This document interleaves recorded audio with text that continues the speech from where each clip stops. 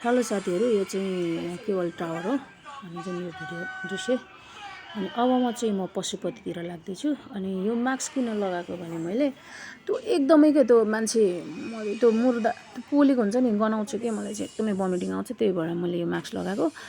Plus मेरो साथी र म चाहिँ दुःख सुखको कुरा गर्दै हामीहरू हुन्छौँ नि त। मेरो साथी उभिरहेछ अनि अलिअलि आँखा सुनिरहेछ। ल हेर्नुहोस् साथीहरू, मरिलानु केही छैन है। खाने सुत्ने चाहिँ खाटै हो अनि खाने भातै हो अनि अनि जाने घाटै हो। ल हेर्नुहोस्, घमण्ड के को लागि है? रिस राग रिस छलकपट के को लागि? ल यो घमण्ड ट्यागौँ है।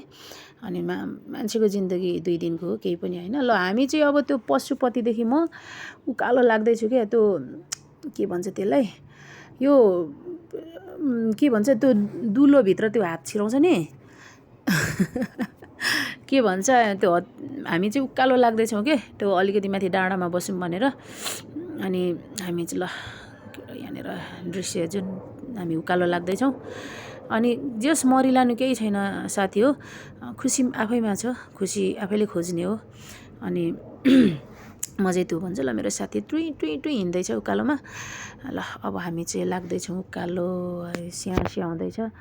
अनि जस मलाई रमाइलो पनि लागिरहेछ अनि कति कुराहरू दुःख पनि लाग्यो के, त्यो जुन मुर्दाहरू पोलिराखेको त्यो खरानी हो कि मान्छेको जिन्दगी सोच्ने भने त केही पनि छैन साथीहरू। अनि ल यस्तो छ साथीहरू। अब म खुसी नै छु त्यहाँनिर दृश्य माहौलहरू